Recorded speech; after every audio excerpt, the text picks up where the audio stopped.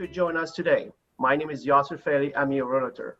We are here today to discuss a very important subject, a 1031 exchange, and also called striker exchange or like-kind exchange.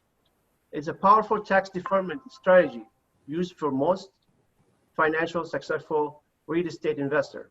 Why we are using this method? Because many U.S. cities real estate prices has increased so high. Because of this, many investors think today is the optimal time to exchange a property in expensive market for cash flowing properties across the country. So please stay tuned to the end of our presentation. If you have any question during our presentation, please write your comment down below. We will answer your questions soon we finish our presentation. Without further ado, let me introduce our presenter today, Jeff Yonamine, Vice President of Exchange Resource Inc. Good morning, Jeff. How are you today? Good morning, Yasser. Very well. Thank you very much for having me. Thank you so much. Jeff, tell me a little bit about yourself, about your company. Sure. We are an independent qualified intermediary for the IRS. We are the holding company, so the client doesn't receive the funds and have to pay the capital gains tax. We receive the funds on the benefit of them, and then now they could do a 1031 exchange. So as long as the exchange is open before they close on the escrow of their investment property, we can now defer the capital gains tax by buying another like-kind property for them, right? So with your help, Yasser, to find them that property, then they could defer the capital gains by using all the proceeds and defer the capital gains tax by buying something equal to or more in value. That's the benefit of 1031 exchange. The number one is to increase the portfolio of wealth. And so what we try to do is help our clients, help you, Yasser, and your clients make sure that they go ahead and create that wealth factor by using tax money to buy more property. So we've been an independent company for over 20 years. I've been in the business since 1984, which is just about over 30 years. So we've been helping people do 1031 exchanges. So we're going to give you examples, strategies on how to use 1031 exchanges to your advantage instead of just saying, well, I sell a rental property, I got to buy another rental property. There are different nuances where you can actually create situations for yourself where you want to retire, you want to buy a second home, vacation home, you want to help your family out.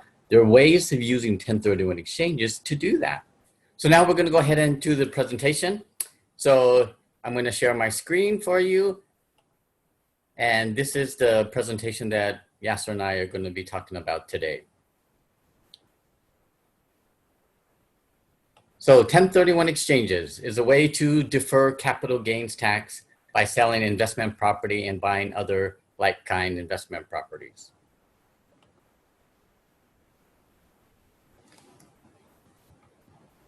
So everything you want to know about 1031 exchanges, why pay taxes now? So the definition of a 1031 exchange is basically to defer the capital gains tax by buying a property that's held for the productive use in trade or business, and you could defer it by buying other like-kind properties and equal or greater value. So what is like-kind, right? Everybody asks, do you just have to buy a rental house because you sold a rental house? The answer to that is yes, and everything else that's not your primary residence, you could do in a 1031 exchange. So you could sell a rental house, you could buy commercial, you could buy apartments, you could buy raw land, you could buy ag land, you could buy retail. This is why this is so important. Anywhere in the United States, all types of investment properties, you could mix and match to and from, and that's the beauty about the 1031 exchange. You're not stuck with a property. So if you have an underperforming property that you don't want anymore, you could sell it, have Yasser buy you and help you do a 1031 exchange to defer the capital gains tax into a different type of property. Maybe you want to be in commercial. Maybe you want to be in agriculture or a farmer. You could do that by the 1031 exchange. And so remember, it's only for the US properties, right? Anything in the United States, all 50 states, because this is a federal law, you could do a 1031 exchange to and from. So here are some examples, right? Commercial building for ranch land, vacant land for residential, rental property for an easement, leasehold interest of 30 years or more for income producing properties anywhere in the United States, as long as it's considered real in the state in which you buy it. So what are the benefits, right? Why would you do a 1031 exchange? And we talked about a little bit in the intro, the number one benefit is to increase your portfolio of wealth. And why is that?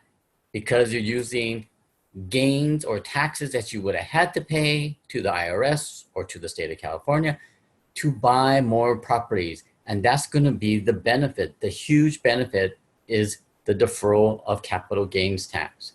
Here are some other benefits that you can use with 1031 exchanges. If you have a property that's not making you cash flow, you could sell that property and buy one that is going to cash flow for you.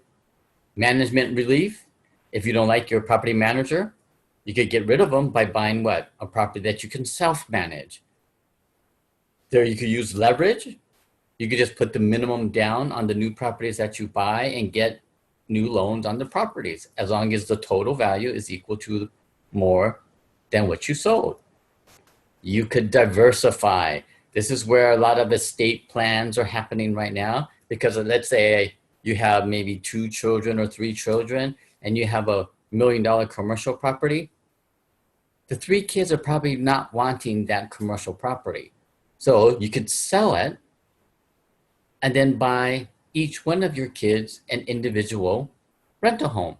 And you can designate that in your trust. So upon your passing, each child will get their own property. So then this helps the estate plan alleviate what? The conflict of that property being sold. And now there's going to be a fire sale, and then the kids are going to fight of who gets what. But now if you set it up ahead of time, you could sell the property, ask each child what they want to do, and buy them their appropriate properties. You can consolidate. This is the other way that the estate plans are happening, where they want to either get into a bigger piece of property where it cash flows for them. So you build up all your wealth by buying multiple properties with Yasser. You have 3 or 4 rental homes. You can consolidate it now into what? A commercial building, a retail center, an office building. These are all the different ways that you could do it. So this is why wealth is number one. So this example shows if I sell a rental house that I'm renting out at $540, I have some costs, let's say $40,000. I'm going to pay just about 30% in taxes, California, federal. And let's say this property has no basis, 0 basis. So that means all the $500,000 is taxable. So 30% of the $500,000 is going to be about $150,000 that you have to pay in taxes. So you only have $350,000 to reinvest. If you leverage that at 70% with a new loan, you could buy approximately 1.1 million worth of property. Just by doing the exchange, you have all the cash available, all the $500,000.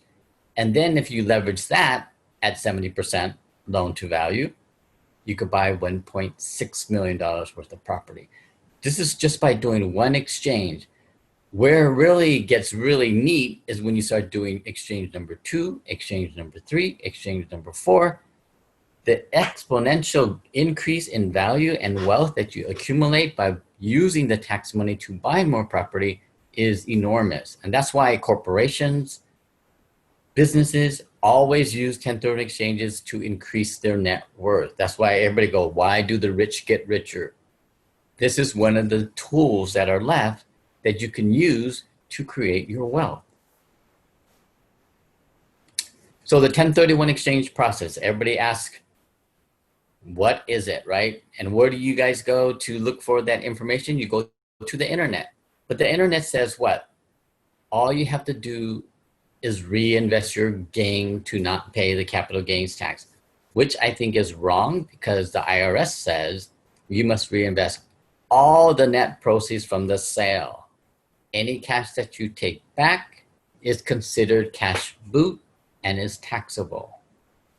So that's why first thing to remember, can't touch any of the money. All that cash has to come to us to hold for the benefit of you. And then we use those funds to help you buy the new property. They can only go to the escrow company as the down payment or any costs that are going to be associated to the purchase. The second thing that I don't see on the internet is the replacement of debt. Any loan that gets paid off at the close of escrow, you must obtain a new loan equal to or more in value that was paid off. So that's why when you do a 1030 exchange, we always say what? Whatever you sell for, you must buy something equal to or more to do a fully tax-deferred exchange. That's why all the cash, all the debt have to move over laterally to the new property. Third thing I don't see on the internet is the continuity of title for the IRS. They want to know who is selling the property to who's going to be buying the property. That's why if you hold it as an individual, you must buy as an individual. If it's an LLC, partnership, those are what the IRS is looking for, the continuity of title. If you're going to add somebody to the purchase, we have to make sure that you buy enough of that property to qualify for your 1031 exchange. Or let's say Yasser and I have owned this property that we're selling 50-50. If it's held as tenants in common, as individuals, Yasser and I could do what? Separate exchanges and split. But if Yasser and I hold it as an LLC or a corporation or a partnership, then that entity that we form has to do the 1031 exchange. So it's very critical that we look at the title report to determine who's going to do the 1031 exchange. So remember the three things: reinvest all the cash, replace all the debt, keep title the same from property to property. Timing, the mechanics of the exchange. IRS says 180 days, which is approximately 6 months to complete the exchange from the close of escrow to the close of escrow of the property you're going to buy. Or when you have to file what? Your tax returns for the property you sold. And when does that tax return requirement come into play? Is when you sell the property October, November, December of a year, because April 15th is your typical what? Filing date for your individual tax returns.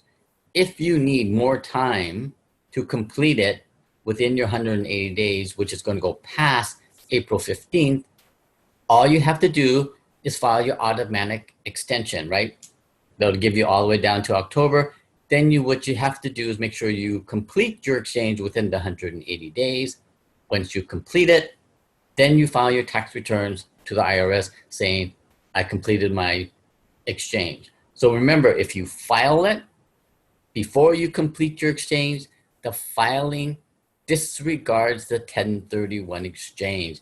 It basically says no exchange. So that's why it's very critical that you understand that. Your CPA should know that not to file the exchange if you haven't completed. The first 45 days is very critical. That's why I work with Yasser and all his clients. Basically says, hey, we got to make sure that the client knows we got to buy something or get something in contract by 45 days. Because in this market that we're in right now, it's very limited. It's very tight. The inventory is moving. People are buying and selling right now. Even though we are under this pandemic, market is moving. Okay, so be aware of that. So 45 days. Yasser's going to be taking you out probably a couple weeks before you close to make sure we start looking for property, because we got to make sure we get something locked up within that 45-day window period. Because if you can't find anything within 45 days, IRS says exchange over day 46. We got to send back all your money to you and you just pay your capital gains tax. That's why it's very critical that you work with somebody that understands 1031 exchange like Yasser, that understands, hey, we got to make a decision. We got to make a decision pretty quickly here. The rules to identify. There are two rules. First rule, 3 properties, any value. You can have your first choice, second choice, third choice, unlimited value, 10 million, 20 million, 30 million. IRS doesn't care. you have to send that list back to us by the end of the 45th day of the exchange. Whatever's on that list, the IRS wants you to buy from. And the biggest question comes up is what? What if all my properties are sold? As long as you're within the 45-day window, you could change your mind. Say, scratch all these three, here's my new list. But that's why Yasser is the one that is going to be the one helping you make sure that you get something within that 45 days. Because if you don't, you're not going to be able to complete your exchange. You're going to have to pay your taxes. Rule number 2, this is where you want to diversify. This is where a lot of the boomers are using this to buy what? All their kids, their individual properties. This second rule is that you could do 4 or more properties. And then you have to give a fair market value to each property, add them all up, and they cannot exceed twice the value or what you sold, or 200%. And that's why it's called the 200% rule. So that's why this rule is very critical, because when you buy properties out of state, they're typically less than California. So if you sell $1 million property and you're going to buy, let's say, 3 properties, you could identify 6 properties up to what? Twice the value of your $1 million or $2 million worth of property. So we're having people go to like Oklahoma, Tennessee, where property values are a lot less. They're in like, for a nice house, 3-bedroom, 2-bath, it's like $400,000. State of California, you're probably looking at $500,000, $600,000. So that's why you could buy more when you leave the state of California. And this is where a lot of people are exchanging to. Okay. So make sure that you understand the rules. It's always based upon how many properties that you're going to identify. 3 or less, you're in identification rule number 1. 4 or more, you're going to be in rule number 2, the 200% rule. Okay. The exception to the rule is if you mess up on rule number 1, you identify 5 properties. So you basically drop down to rule number 2, but then you mess up there because now it's 300%. The 95% rule kicks in, says if you buy 95% of all the properties you identified, then the IRS says, will let your exchange go through. So in essence, what they're saying, buy all your properties. And then that's not likely. So that's why I wouldn't go there. I only used that 95% rule once in all my 30 years of 1031 exchange. So very rare that you see somebody use that 95% rule. So here's the typical exchange process that we see. Just about 70% of all rental homes basically sell a property. They say, hey, this property is getting deferred maintenance. They're going to buy a new home construction and they're going to buy it at $400,000. We went out of state for this one. California property, 3-bedroom, 2-bath, up in the foothills, sold for $400,000. We had a loan for $150,000, closing costs of $30,000. Net proceeds are $220,000. That's our down payment to purchase the new property. So we went down to Arizona, picked up this property for $400,000 as a rental, put our $220,000 down, got a new loan for $180,000, kept title the same, closed it, done deal, 1031 exchange. Now, the good stuff. So what's happening in the market? Second home vacation homes came in vogue, meaning 2008. In March 16th, basically they said, now you could do 1031 exchanges on second home vacation homes. Because before it was basically no. They said you cannot because you have personal use to the property. And this is where the IRS says, if you want to do a 1031 exchange for or to a second home vacation home, you have to rent it out and you have to claim that on your tax return. So for each 12-month cycle, for the first 2, either before or after the 1031 exchange, you must own the property and rent it out a minimum 14 days per 12-month cycle for each 12-month cycle for the first 2, either before or after, right? And then your personal use, they allow you to use the property, but it's maximum 14 days or 10% of whatever you rented out per that 12-month cycle, whichever is greater. So they're automatically going to give you 2 weeks, right? 14 days. That's 140 days of rent that you have to rent it out in order to get your 14 days. So in essence, to get one more day, that 15th day, you would have to make sure that you rent out that property 150 days, right? 10% of 150 is 15. So you get that extra day. So that's why a lot of people say, I'm not going to do that. I'll just do my 2 weeks and that's fine. And that's what you should do. But it sounds kind of weird on the second home, vacation home. And when people ask us, well, how do you use it? So if you have a place where you'd like to vacation to, or you want a second home, or your kids moved out to another state and you want a second home over there, this is one of the ways that you can set up yourself to go visit them, to have a vacation home, or even set up your retirement. So in this situation, the client came to us and says, hey, we got primary residence on the bottom here, and then we have our rental property up at the top. But we want to buy a second home, vacation home in Hawaii. And then we're going to retire in probably 2 years and move back home. They go, what would you do? You would wait 2 to 3 years by the time you retire and then sell your primary to go buy what? The Hawaii property. And then sell your rental and go buy another investment property in Hawaii. But they said, we only want one property by the time that we retire and then move back. So we did it under the second home, vacation home. Sold the rental property now, moved it over, bought the second home, vacation home. We told them, set it up with a professional management company, so it shows that it's being rented out, right? That minimum 14 days per each 12-month cycle for the first 2. And then your personal use cannot be more than 2 weeks per year, each year for the first 2 years. And then they said, what? After year 3, I'm going to retire, sell my primary residence.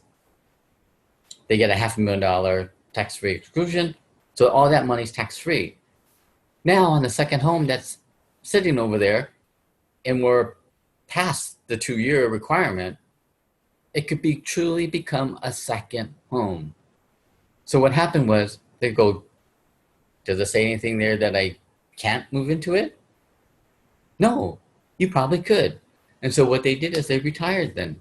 Year 3, they moved back to Hawaii, and now they're back in Hawaii retired with a $500,000 in their pocket from the primary residence, and the property has a loan of it at 320, so they paid it off, right? With their tax-free money. Now the property in Hawaii is free and clear, and they're retired. So this is one of the ways that you can use the second home to help retirement. We always ask, where would you like to retire to in a few years, right? 3-4 years down the road. You could use the second home, vacation home is one avenue to do that. The reverse exchange, right? My market is tight. So Yasser says, hey, are you thinking about selling one of your rentals? They go, there's nothing out there. Yasser, what's there? There's nothing. So Yasser will say, have you ever considered doing a reverse exchange? Buying the property first and then selling what you need to sell. You could do that. You could do it backwards, but it's more expensive to do it backwards because we have to hold title to one of the properties, either the property you're going to buy, if it's all cash, we step into your shoes, or if you're going to get a loan, we can't take title to that. So we have to take title to the property you're going to sell. So how does that work? That's why in the 1031 exchange, if Yasser finds me some units, hey, he goes, Jeff, look, I got a 6-unit here. Great deal, 400,000. You got to put your 30% down, your 120, get your new loan, 280, no problem. But I said, I want to do a 1031 exchange. I haven't listed my property yet. He goes, but these guys said, at this price, you got to close now, right? Because it's a great deal. So what happens is, since I'm getting a loan, the exchange companies can't take title to the property I'm buying. So they have to take title to the property I'm going to sell. So if I'm selling it for 400 and there's a debt for 150, there's some cost of 30, and then here's my net proceeds. At the close of the escrow of the relinquished property, guess who gets their money back? I do. I get all my 120 grand that I put down back because the IRS says what? That money has to go into the property. That 120 grand that I brought in was my new money. If it's going to be part of the 1031 exchange, I get paid back first. Then the what? Remainder amount of the 100 grand pays down the principal balance of the 280. Now it becomes 180, which is greater than or equal to the 150 that was paid off. That would complete the reverse exchange. And this is how you use it. When Yasser finds that great deal, you want to make sure that you can step forward, go ahead and do it, set up the reverse exchange, and do that. Reverse exchanges are $8,000 to $9,000 compared to doing it straightforward, which is only $950. So here's an actual reverse exchange. And this is one of the situations where we talked about is like, hey, this is a log cabin up in the foothills. This was actually bought on a reverse second home, vacation home, 1031 exchange. So we combined the two because they found this property at $450,000, 5-bedroom, 5-bath, log cabin with a wraparound decking, only for $450,000. Because the owner wanted out, he said, if you give me $250,000 or more, I will carry the rest of the note. So the investor said, no problem, I'll give you $280. He carried the $170. And what happened was his property wasn't on the market yet.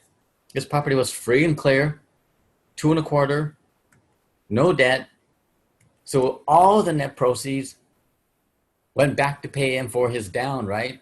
His 280. So he was only out $70,000 to buy this property up in the foothills.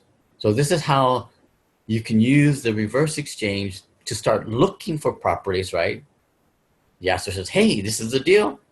Somebody should step forward, pick it up, because then they could sell one of their other investment properties. Because they already made it up by paying $8,000 for this reverse exchange. This property is probably worth about $650 already. So they well made it up on the fees to do the 1031 exchange. The appreciation is just really good because you find benefit, right? When you find properties that are a little bit stressed on the sale, and this was a stress sale, and they picked it up for good value. You could do multiple properties. So if any of you bought rental properties during the last down cycle, you probably have gained a lot of appreciation. So now's a good time to start consolidating. And this was a consolidation that we did just a few years ago where they said, hey, Jeff, we want out of the tenants, toilets, and trash. 2 properties in Folsom, 2 rentals, we sold them, we add them up, all the costs, all the loans, all the net proceeds, and we bought and helped them buy a triple net property in which Walgreens was the tenant. And so we bought this down in Central California for 1.1, brought all the proceeds as the down, got the new loan at 650, and since it's a triple net property, the tenant, Walgreens, pays what? The taxes, insurance, maintenance of the property, plus what? Pays them rent. And they do a direct deposit to their account. So now they're out of the being a landlord to just making sure that that property runs smoothly. And even in this pandemic, this was an essential business, so they were still open during all this time, so they were still operational. So these are the things that you can look at to see if it's going to make sense for you to do a 1031 exchange into like a triple net or other type of net property. This was another exchange. It's from El Dorado. You could split it up in 2 different properties. We went out of state, we stayed 1 in California, and we got 2 really nice properties, and they don't have to be equal. Okay, you can split it up however you want to do it. This was a retirement plan. This was a rental property that we had, sold it for $700, and then they wanted to retire to Sun City, Lincoln Hills. So we said, you got to set it up in advance. So we set it up 3 years in advance. We bought the one in Lincoln Hills, Sun City, all cash. And then we dropped all the debt on property number 2 and the remainder of the cash to make it for the down payment. Now they said, I could retire in 3 to 4 years and the property will be ready for them. So they have, it's really easy to rent in these 55 or over senior communities.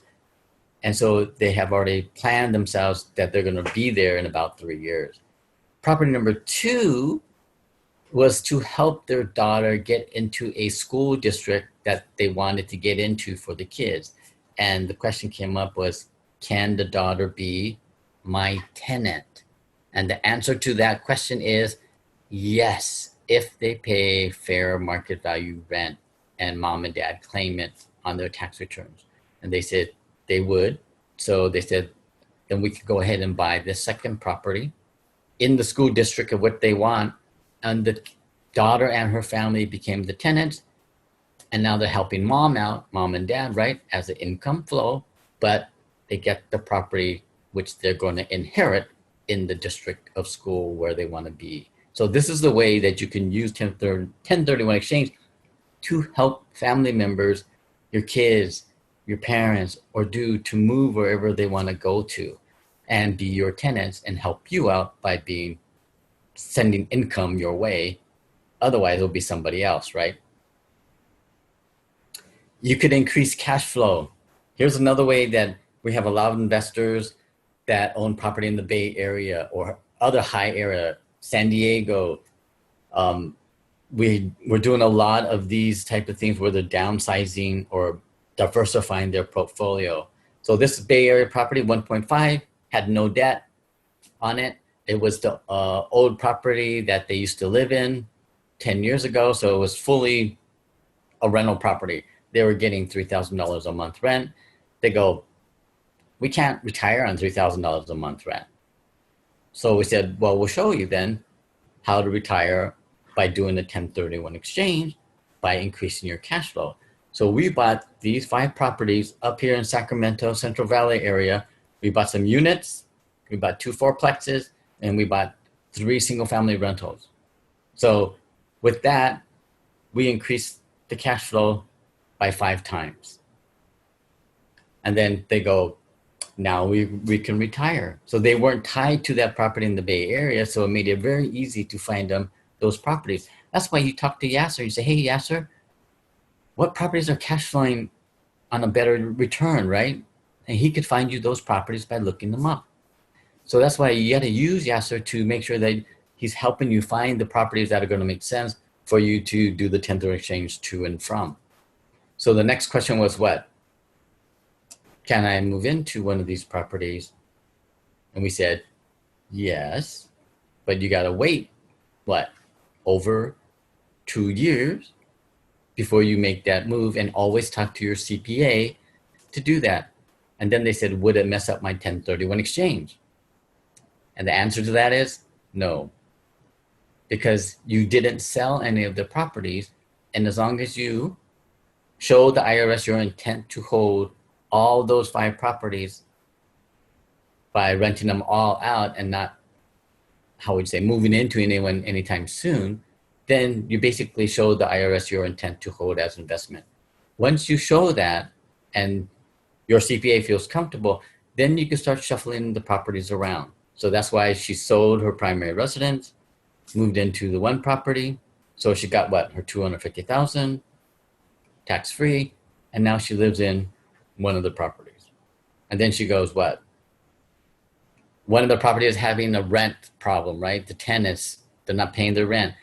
I don't want that property anymore because it just seems to cause too much headache for me. Can I sell it? And would it mess up my exchange? The answer to that is no, it won't. Because all you have to do is pay what? Capital gains for that one property, right? And then all the other ones are still intact. So she sold that property, paid the taxes on that, and then dropped in another $200,000 into her pocket. So now she has about over $500,000 in the bank, living in one property, still cash flowing, probably around $10,000 a month. And this is how you ask Yasser to say, hey, Yasser, let's try to set up something similar like this to increase your cash flow. And this is how 1031 exchanges can help you. There's other strategies that are out there. And this is called the Delaware Statutory Trust, or the DST Trust Replacement Properties. These qualify for 1031 exchange. and they are governed by the Securities and Exchange Commission. So what has to happen is you have to buy these properties or fractional interest properties through a securities rep that is qualified to sell these. There's not a lot of them. So that's why we only work with a handful of these, because they're basically private placement properties and they're off market. So you could sell your rental properties and you can identify these as either a backup. So Yasser is going to find you one that you fully control 100%. And then you can put these as backups, like a just in case you can't find anything. Then you would start putting these down. These are only for accredited investors. Accredited investors mean $1 million net worth or more, minus your primary residence. Okay, so it does not include the primary residence in your net worth. It's excluding the primary residence. Minimum investment for these, $100,000 for 1031 exchange. And then we always got to make sure that these are all going to be fractional interest ownerships in the DST. So you're getting an ownership, but it's whatever a fractional amount of whatever they're buying. Typically, these are $50 to like $100 million purchase. So you're buying a very small fraction in these. These look like REITs, okay, but they're not REITs.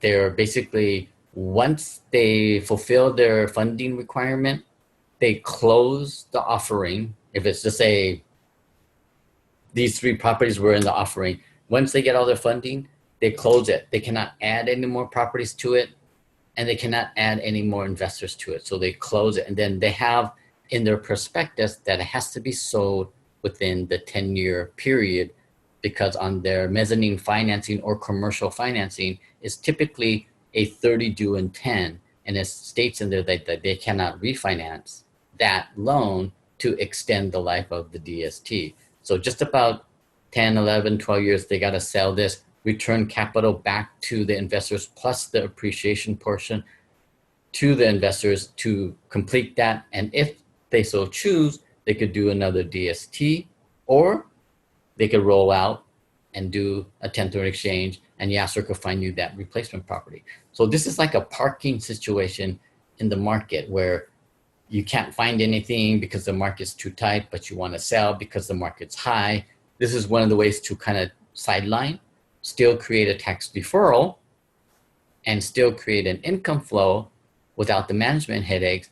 And then once they sell it, you have the option to, hey, Yasser, is the market good to get back in? If he says, yeah, then look for a replacement property in the local market. If he says, we can't find anything right now, then just roll it over into another DST and then wait it out again for however long, 1 to 10 years, depending on what time frame they have on selling it. So these are optional exit strategies because it's not for everybody. We don't highly recommend them because they're illiquid. Because once you get in, you're stuck until they sell. There's no secondary market. You cannot leverage against it. Once you're in, you have to wait until the sponsor says, we're selling. Now determine what you want to do at that time. That's why rule of thumb is about 5, 6, 7 years that you're going to have to see the rollover period. So you have to be really comfortable just letting it sit there until they are ready to sell. Once they hit their mark, they're coming back to you to ask you, what are you going to do? Because we're getting ready to sell. And typically it's about 6 to 9 months that they're going to tell you in advance that they're going to be selling the property.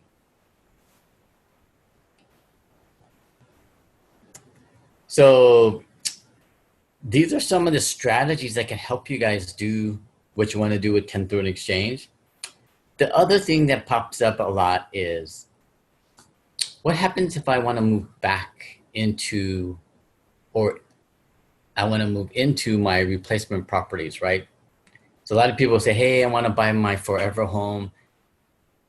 The IRS came out with this Housing Economic Recovery Act of 2008, which basically said anytime that you move into an investment property, gain is now going to be prorated. It's not 100% anymore where you move in and convert it to a primary residence and then sell it under the primary residence rule and get the $500,000. You still get your $500,000, but they split the gain up based upon how long you held it as an investment or rental property and how long you lived in the property as primary residence, starting January 1st, 2009, moving forward.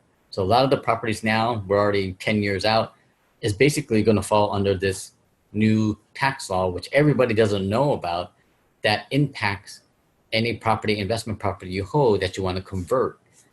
Second rule that they put into this was the 5-year rule. If it's a replacement property, un-1031 exchange, therefore it has deferred capital gains tax, minimum holding period, 5 years, and then living what? 2 out of the past 5 years to qualify to get your exclusion.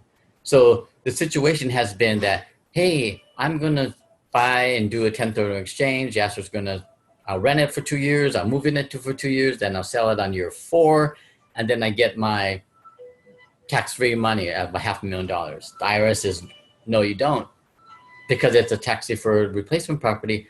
Therefore, you only get nothing because it doesn't fulfill the requirement of the 5-year hold, right? So that means you would have to live there 1 more year. So it's 3 years own occupancy, 2 years rental. So it's a 60-40 split, right? 40% still you have to pay the capital gains. The other 60% of the gain goes towards your $250,000 or $500,000 tax-free. So that's why very critical that you talk to your CPA if you're gonna move into one of your investment properties and change the status to a primary to then take the primary residence exclusion. But I still say it's better than nothing. So I would still say if you're gonna move, probably move into it, after the 3-year period and keep it for 5 years and then qualify it, because some tax-free money is better than no tax-free money. If you go out of state, California, new tax law, right? January 1st, 2014, but nobody knows about this. They passed Assembly Bill 92, which says, hey, if you go out of state of California on the 1031 exchange, you have to file the new form, the California CA 3840 form. Basically says, this is the amount of gain that went from California to, let's say we went to Nevada. And then California is going to track that. You have to file it the year in which you do the exchange and every year thereafter until you die. Because we are hearing the rumblings of the people that went out of state, did the conversions, and now they're telling us, why are we getting a California tax bill? I thought we did a 1031 exchange. I said, you did. On the federal level, they have no question. But California says, you must file that form because we're tracking our gain. And then what they're going to do is you made X amount of dollars in California, you owe that back to the state. And then whatever's the excess, then you can give that to whatever state that you go to. And since Nevada has no income tax, right, then you're not going to pay any taxes on that in the state of Nevada. But California's still going to hit you with their tax. So that's why be aware of that. And you have to file it every year. And all it is, it's a filing requirement stating to the California that you still own the property. So if you convert it and retire to Nevada, keep on filing it and they won't come knocking, right? So, and you can take that all the way until you pass away. So that's why very critical for the state of California, whoever goes out of state. So some of the costs that can be deducted is going to be broker fees, title escrow, 1031 exchange fees, notary recording, any tax advisory fees that you pay, attorney fees, and anything that's between buyer and seller. You as the exchanger with the buyer, and when you buy with the seller, right? If you have anything that in there that's contractual, then it's a cost that can be deducted. Anything that has to do with a loan is not a cost of transaction. It's a cost of the loan. So be aware that you want to get like no points, no origination type of loans because the interest is not deductible. The prorated taxes are not deductible. So these are all the things, the points, the fees, all that associated with the loan are not tax deductible. Appraisals are not even deductible. So that's why be careful when you or working with the lenders to make sure that they understand you're doing the 1031 exchange. Oh, and also the fix-up costs, right? So if they say, if your listing agent says, oh, I need you to spend $10,000 to paint this, do the floors, put this in and everything, and then you say, hey, I want that money back, you won't be able to get it because the IRS says that's part of operational costs and it should come off your Schedule E against the income of the property, not of the transaction of the 1031 exchange. So be very clear that you talk to your CPA to make sure how they're going to put that on your taxes. And then when can you get your funds, right? If you don't identify any properties and we're on the day 46 and you say, Jeff, there's no properties, we close your account day 46, give your money back and you pay your taxes.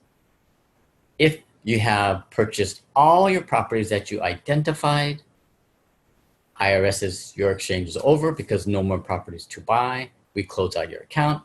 Any cash that's left over, we do the California 3 1/3, and we send the rest back to you. You just pay your capital gains tax on those. However, if you identify 3 properties, you buy 1, and that's the only property you're going to buy, so the other 2 properties are still there, and we're past the 45th day, we cannot release your funds until day 181 after the exchange period expires. So be very aware of that time frame and how many properties that you're going to identify. Okay. So some other challenges with a 1031 exchange. Partnerships. We're seeing a lot of partnership issues pop up right now, meaning that if Yasser and I created a partnership, ABC partnership, and Yasser and I were the members of that partnership, so therefore what happens is we cannot do individual exchanges. We have to do the partnership. ABC partnership has to do the exchange. So in order for us to go our separate ways, we would have to dissolve the partnership into our individual names, Jeff 50%, Yasser 50% as individuals, and then hold that, file taxes as individuals, then sell the property down the road. Then we could do our separate ways. Or we would have to do the exchange under the partnership and then dissolve the partnership after we do the exchange to get our appropriate percentages of the property or however that's going to be. So that's why it's very complex when you have partnerships. We always want to make sure that you understand what you're doing under the partnership. And this is the other thing that we're seeing a lot of. There's an LLC that's doing a development, right? And they come to you and says, hey, you're doing a 1031 exchange. Why don't you come and join us in this development project? And we'll give you part of the LLC, 1% interest. IRS says, nope, that's not a 1031 exchange because you're buying what? A shared interest in the LLC. You have to be what? Tenants in common with the LLC for your amount of ownership in that project. So that's why these are all the little nuances that pop up right now because the market is kind of rolling that we're seeing happen. Related party 1031 exchanges. If you're buying and selling from family members, okay, we're seeing a lot of kids trying to help out mom and dad and buy their properties. That doesn't work because what happens is they have to also buy a 1031 exchange property, and there's a minimum holding period of 2 years for each related party, and they have to buy a new property. So if the related party is not going to buy a new property, then it's probably not going to be a good 1031 exchange, okay? But you can do it if both parties are going to do it and own the property for 2 years or more. Seller carryback notes are an issue because of financing. We don't recommend it on the property that you sell because what has to happen is what? If you want 100% 1031 exchange, you have to put the note into the 1031 exchange, and then you have to buy it out at face value. We assign the note back to you. Now we have all the cash, and now we could do 100% 1031 exchange. So it really dictates how much cash you have in the bank to really buy out the note. If you have no cash, then the seller carryback is already in a form of tax deferral, and then you can leave it out and just do a partial 1031 exchange. But when you buy, seller carrybacks are good because you can use the seller carryback to what? Offset any debt requirement or fulfill the purchase of the new property.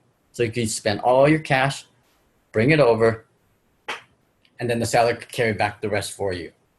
So if you have a big enough down, they may go for it like we did in the second home, vacation home, reverse 1031 exchange, where they carried that note. So these are the ways, some of the, how would you say, transactional ways that you could do it with Yasser to buy the properties and not have to worry about being approved for that loan on the new property. So I want to say thank you very much. If you have any questions or ideas or situations that you want to run by us, you can contact Yasser or myself. But here's my contact information.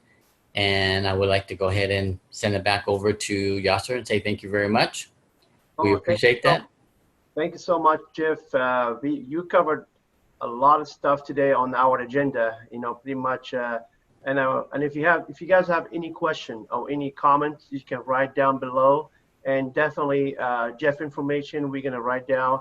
He's going to actually leave his information down, his phone number and email. And also you can reach out to me.